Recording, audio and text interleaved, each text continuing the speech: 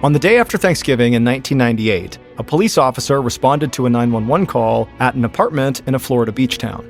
However, the 911 call had been vague, so the officer didn't really know if he was responding to an accident, a break-in, or something else. He knocked on the front door, and nobody answered.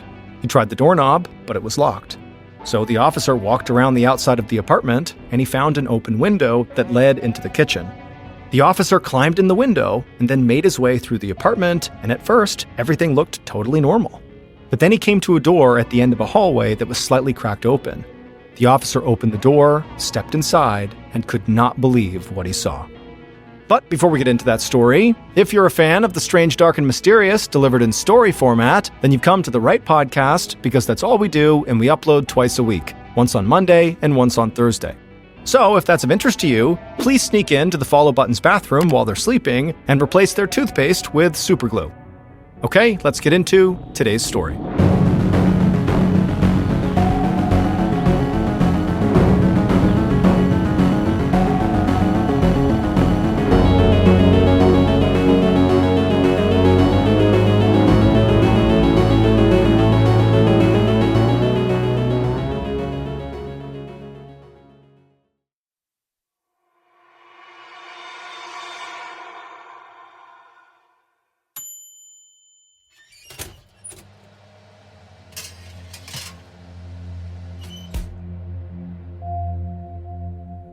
On the evening of November 27, 1998, 25-year-old Cory Parker pulled a pie out of the oven in the kitchen of her first-floor apartment in Jacksonville Beach, Florida.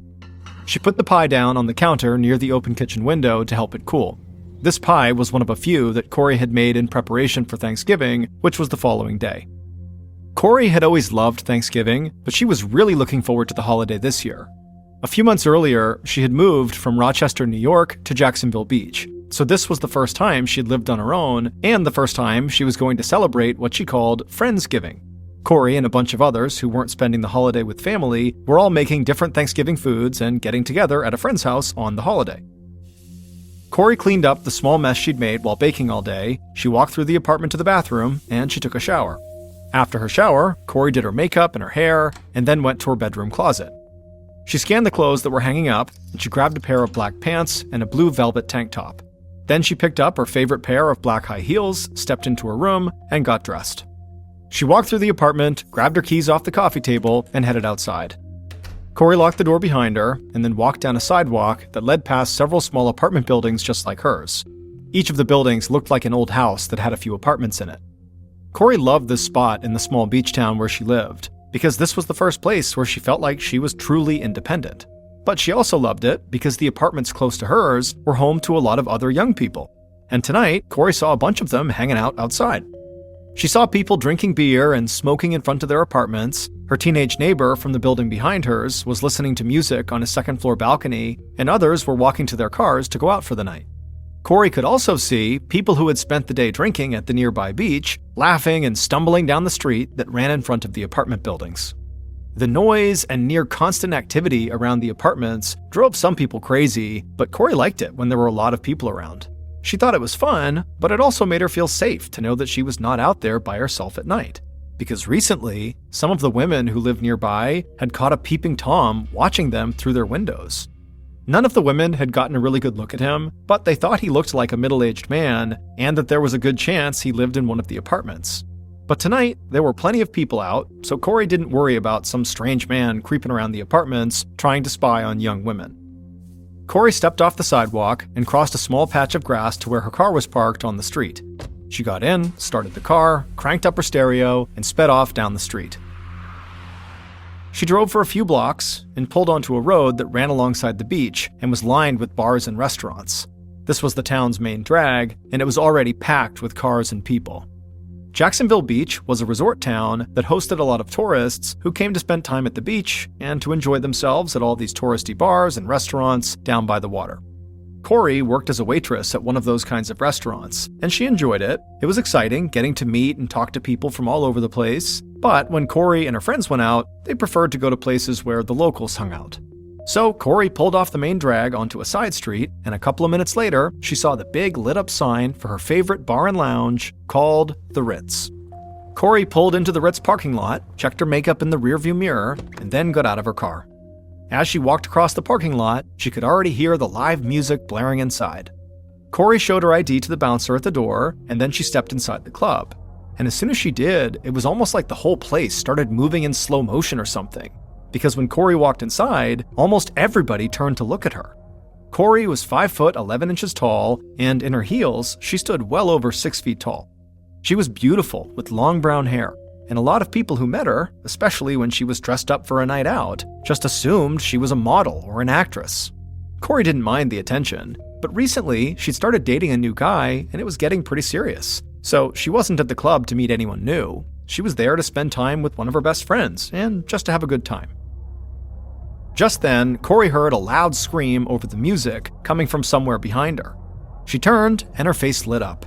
One of Cory's best friends, Tiffany Zienta, ran over, wrapped her arms around Cory's waist, and gave her a big hug. Then the two women made their way to the bar and ordered some drinks. And while they waited, they talked about their plans for Thanksgiving. And Cory said how excited she was for Friendsgiving. Tiffany said she was a bit jealous. She was spending the holiday with her parents, which was okay, but spending time with Cory and other people their age sounded way more fun. The bartender came over and handed Cory and Tiffany their drinks. The two women raised their glasses, downed the drinks, and cheered on the band playing. At 1:30 a.m. on November 28th, so a few hours after Cory had arrived at the Ritz, she got into her car and started driving home. She knew she had a big day ahead of her, so she had kept her drinking to a minimum. That's why she had passed when Tiffany had asked her to stay out a bit later and go bar hopping with them before heading home for the night. Tiffany was bummed, but Cory knew she did not want to be completely exhausted for Thanksgiving. Cory drove down the street in front of her building, parked her car, and stepped outside. She walked down the sidewalk to her apartment, and as she did, she felt herself tense up a bit. It was a lot quieter than it had been when she left, and nobody else seemed to be around.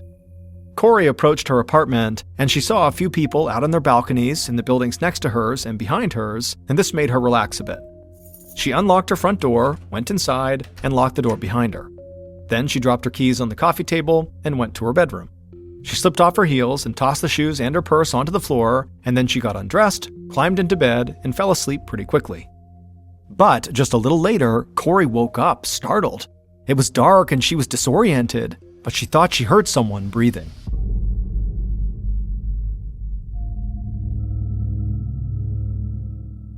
At 11 a.m. on November 29th, so the day after Thanksgiving, a cook at a Jacksonville Beach restaurant prepped his station in the kitchen, getting ready for the lunchtime rush.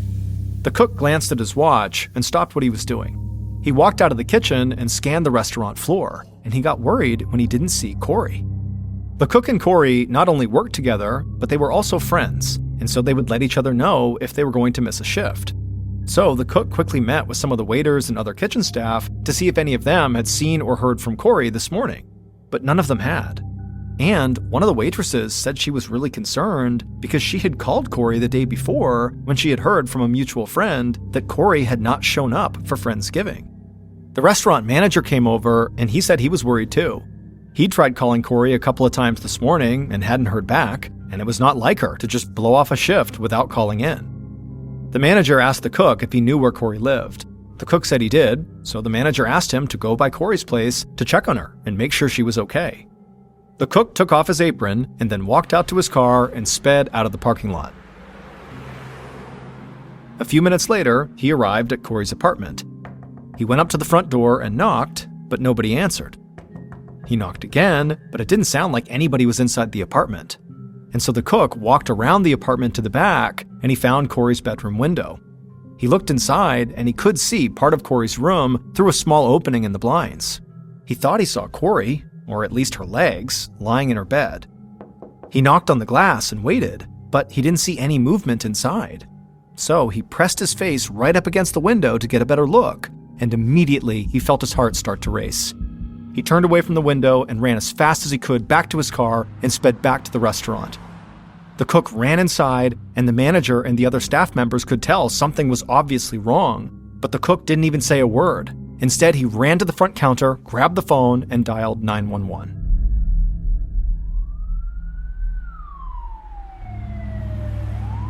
A few minutes later, 2 Jacksonville Beach police officers arrived at Cory's apartment. The call they had gotten from dispatch had been kind of vague, because the young man who had called 911 said he really hadn't seen much. Apparently, he'd looked through a small opening in the window blinds, and he thought he saw his friend laying in bed. And he thought he saw blood on her foot. So the officers didn't really know if they were dealing with a potential accident, a violent crime, or if the caller had just panicked and dialed 911 without really even seeing anything. And so the officers walked up to Cory's front door and they knocked, but nobody answered. One of them tried the doorknob, but it was locked. So they walked around the side of the apartment and they saw that the kitchen window was open. One of the officers told his partner to wait right there by the side of the house, and he said he would check out the apartment. Then he put on a pair of gloves, opened up the window a bit more, and then climbed through the opening into the kitchen. Once inside the apartment, the officer called out and introduced himself as a police officer in case anyone was home. But nobody responded. It was totally silent. And so he began looking around the kitchen, but there was nothing there that looked strange. There was no sign of a robbery or a struggle, and then also he checked the front room of the apartment, and there also was nothing there. And so he walked to the back of the apartment where Cory's bedroom was. The officer got to the bedroom door, and he saw it was slightly cracked open. Before opening it, he called out one more time, not wanting to frighten anybody if they were sleeping in the room, but there still wasn't any response. And so the officer opened the bedroom door, looked into the room, and was absolutely horrified by what he found. Minutes later, detectives Katie Kingston and Billy Carlisle arrived at Cory's apartment. They were followed by several uniformed police officers and a forensics team. Kingston and Carlisle ducked under the crime scene tape that had been strung up across Cory's front door. They walked inside and quickly found their way to the bedroom. The detectives stepped into the room, and immediately they felt just as shocked as the officer who had first arrived on scene. A young woman lay in bed, propped up against the headboard. She was completely naked, and her whole body was covered in blood. And there was so much blood spatter on the wall behind the bed that it looked like someone had thrown a bucket of red paint against the wall. As Detective Kingston walked closer to the bed, she could barely wrap her mind around what she was looking at. This poor young woman had sustained an unthinkable number of stab wounds. Then Kingston noticed something laying on the bed next to Cory. Now at first, it just looked like another bloodstain, but Kingston leaned down and saw that it was actually a pair of bloody women's underwear. Kingston heard her name, and she turned to see Carlisle crouched over, looking at something on the floor near the bed. She went over to him, and she saw he had found a gold cigarette lighter. The detectives walked the rest of the room, but other than the lighter and the underwear, nothing really jumped out at them. They saw some clothes and shoes on the floor, but they were not drenched in blood like the underwear. The detectives also found a purse in the bedroom with a driver's license inside, and so they were able to officially identify the victim as Cory Parker. Kingston and Carlisle stepped aside and let a couple of forensics officers get to work in the bedroom. The forensics officers were able to take multiple blood samples, but the investigators realized there was a chance that all this blood was the victim's, not the killer's. Then one of the forensics officers looked more closely at Cory's body, and he said the medical examiner would have to weigh in, but he didn't see any signs of sexual assault.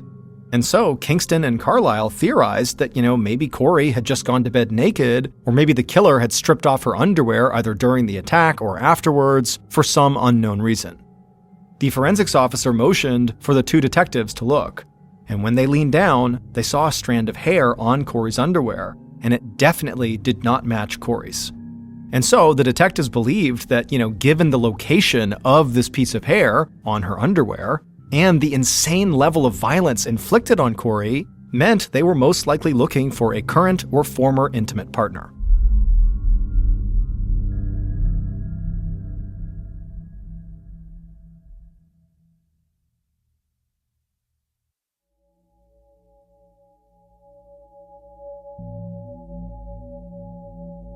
Throughout the afternoon, the investigative team searched the apartment and the surrounding area, and the detectives caught something that the first officers on the scene had missed. There were drops of blood on the kitchen counter and on the outside kitchen windowsill. The officers that arrived first had told Kingston and Carlisle that the kitchen window had been open when they got there. That's how they got inside. And so the detectives imagined that this is where the killer must have entered and exited the apartment. And so they hoped that the blood on the counter and the windowsill belonged to the killer. The forensics team took blood samples from both of those spots and prepped them to be sent to the lab along with the blood samples from the bedroom and the strand of hair they'd found on the underwear.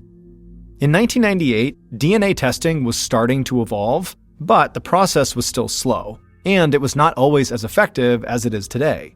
So Kingston and Carlisle knew they could be waiting a while for any test results, and that those results might not tell them anything.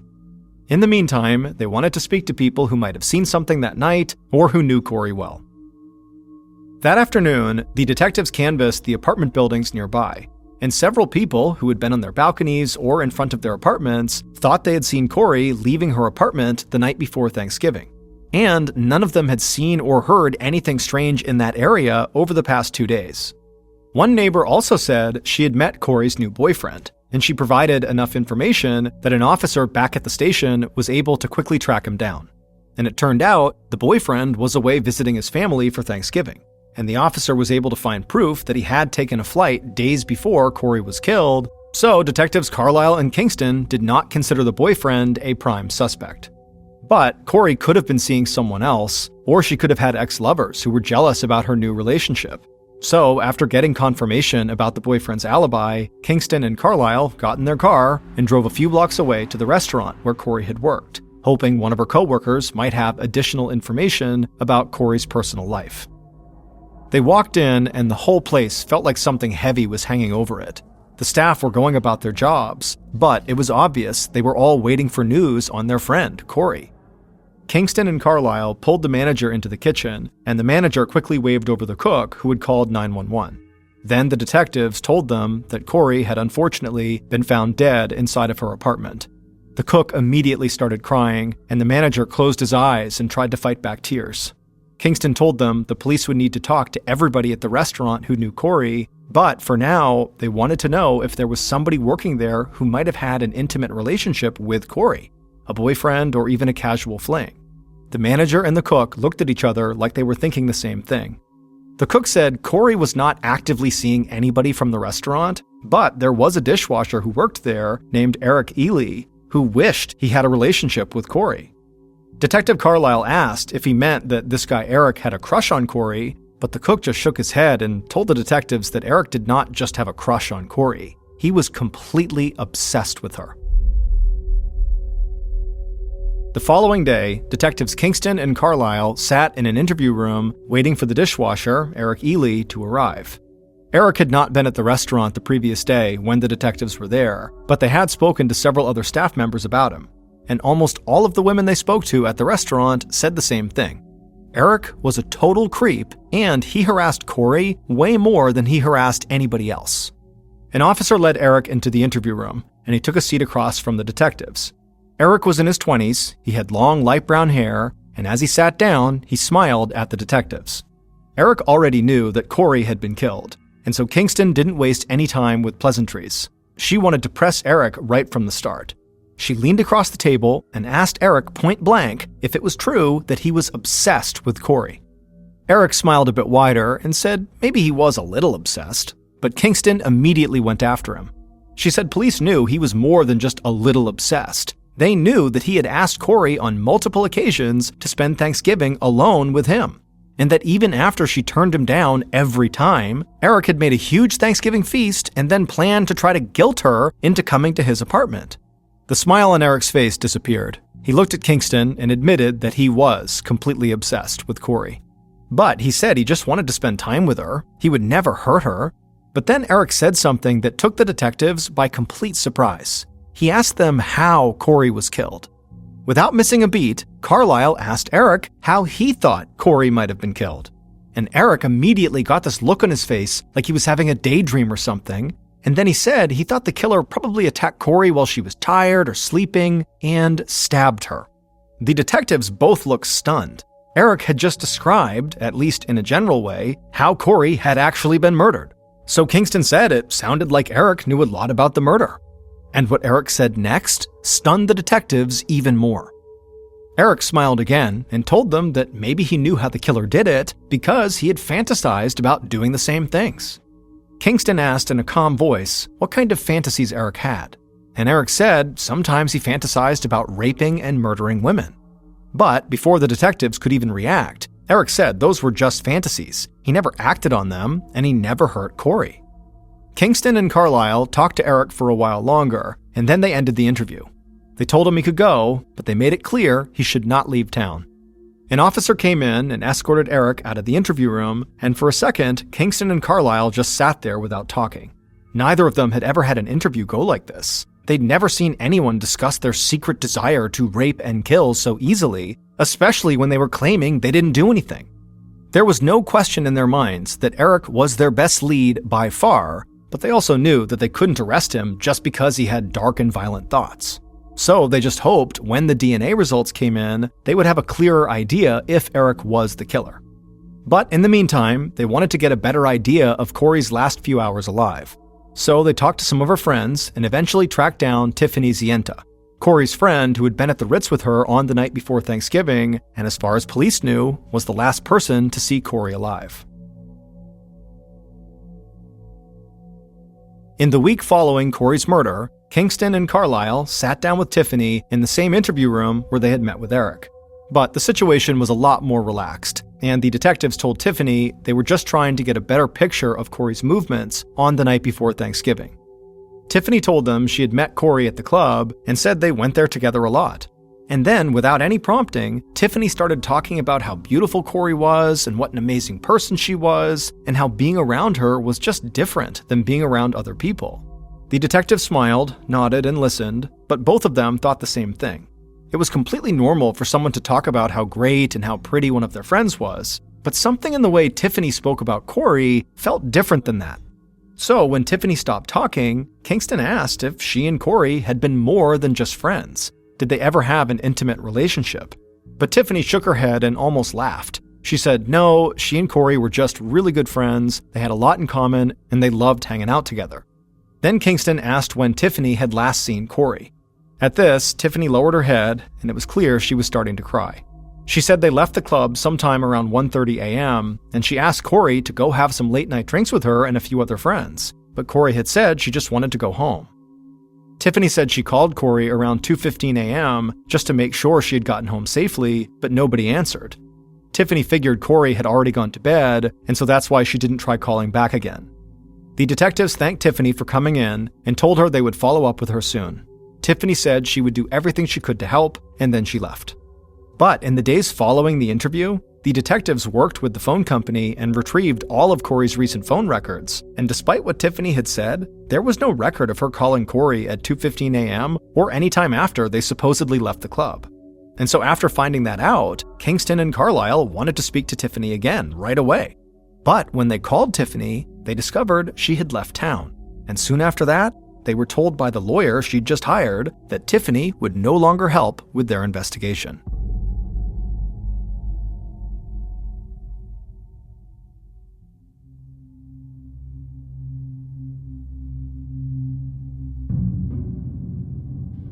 Detectives Kingston and Carlisle spent the next few weeks pursuing any lead that might provide more information on the obsessed dishwasher Eric or on Cory's friend Tiffany. And they had conversations with a lot of different people that made both of their suspects seem totally viable. But the detectives still did not have any concrete evidence linking either suspect to the crime scene or to Cory's murder. Then, Kingston and Carlisle finally got the test results back that they had been waiting for from the crime lab. And these tests showed that DNA from the hair found on Cory's underwear and from the blood on the kitchen counter and the outside kitchen windowsill belonged to the same person. And that person was not Cory.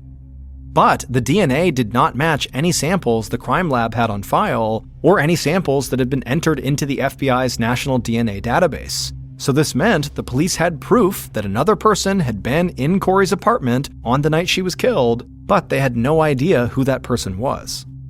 Still, Kingston and Carlisle thought they were getting close to finding the killer, and after several more interviews, they believed they had zeroed in on one particular suspect and that they had enough proof to arrest someone. However, the district attorney did not agree. He told them that without proof of who the DNA found in the house belonged to, or some other smoking gun, this case would never hold up in court.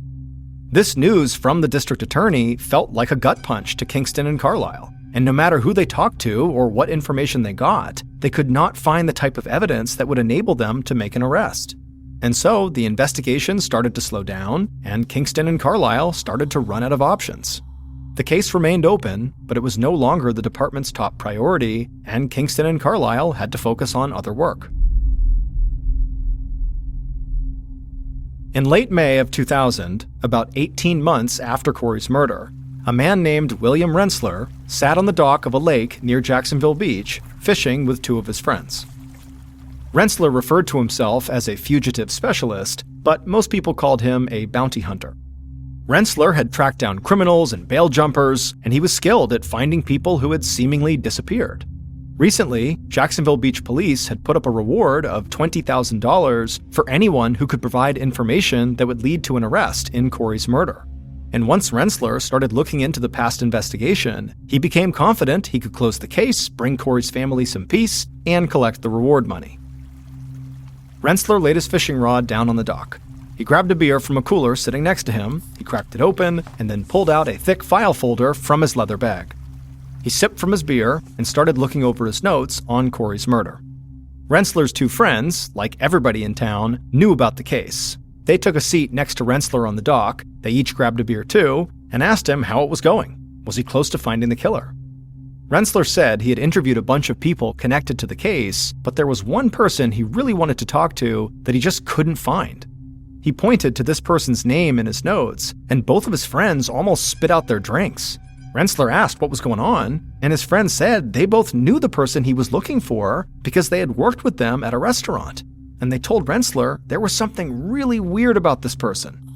Rensler's friends said this person had come into the restaurant one day and said they had to quit and leave town immediately because their child had tragically died in Texas. Rensler asked, what was so weird about that? That sounded horrible. But one of his friends said he had gotten to know this person pretty well, and he was almost positive that they did not have children.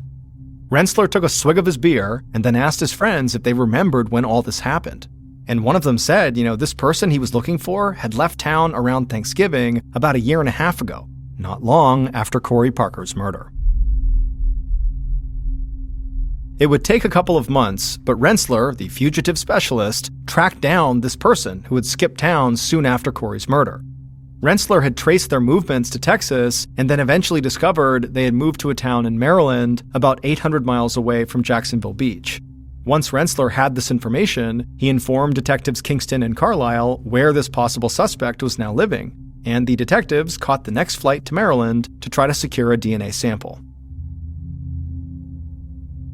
On July 26, 2000, so 20 months after Cory's murder, Kingston and Carlisle sat in an unmarked car in Easton, Maryland, with a local police officer.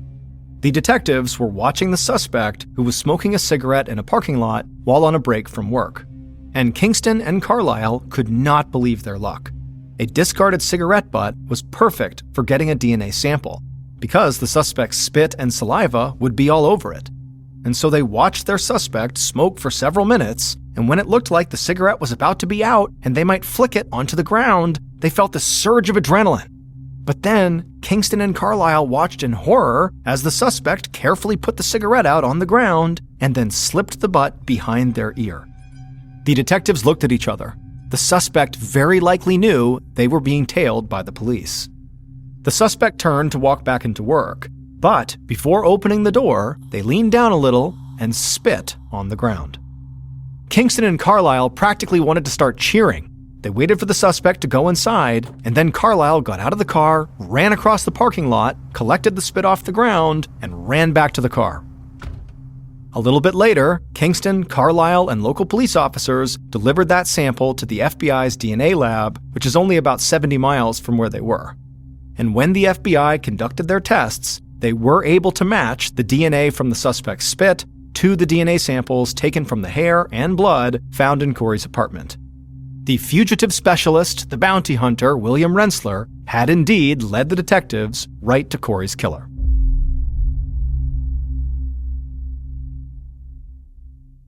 Based on DNA testing, crime scene evidence, and interviews conducted throughout the investigation, here is a reconstruction of what police believe happened to Cory Parker in the early morning hours of November 28, 1998.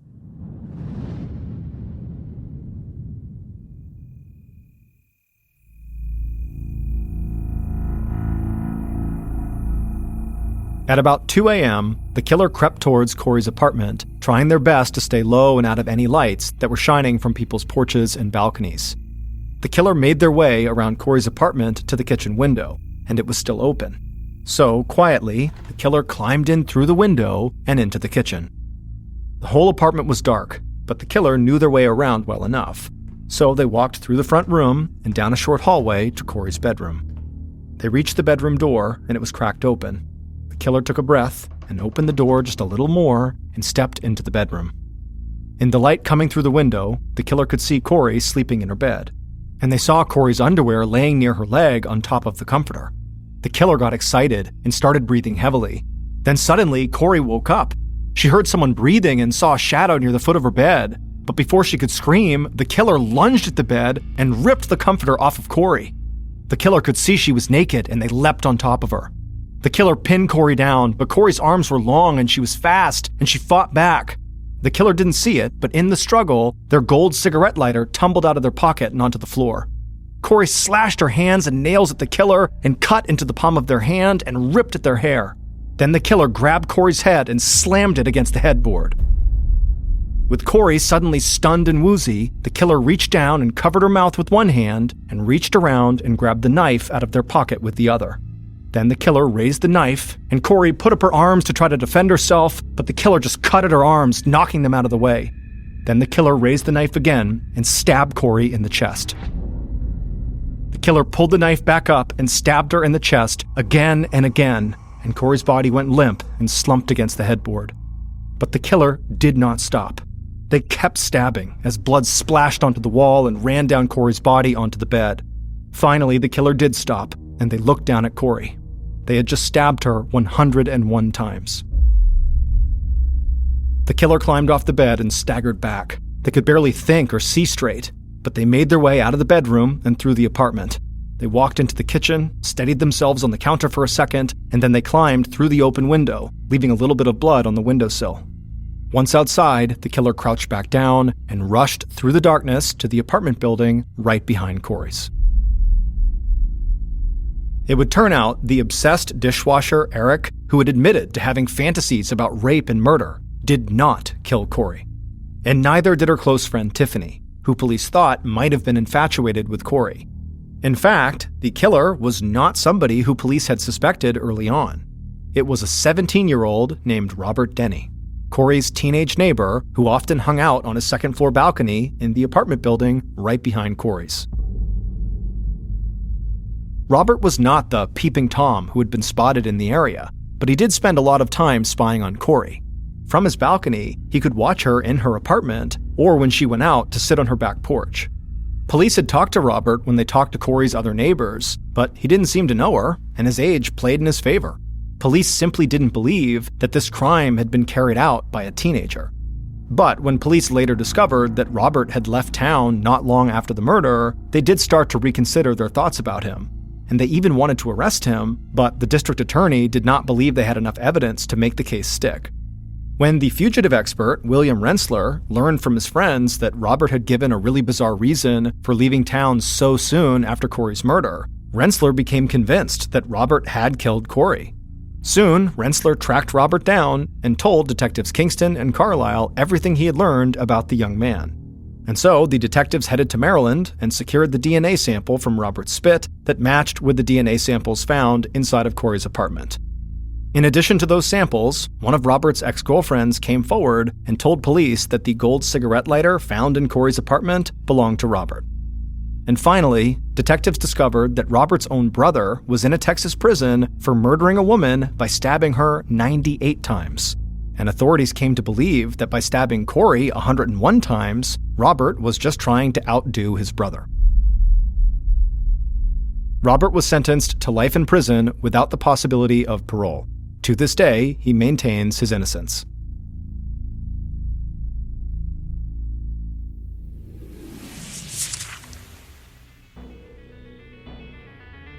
Thank you for listening to the Mr. Ballen Podcast. If you liked today's story and you're looking for more strange, dark, and mysterious content, be sure to check out all of our studio's podcasts. They are this one, of course, the Mr. Ballen Podcast. We also have Mr. Ballen's Medical Mysteries, Bedtime Stories, Wartime Stories, and also Run Fool.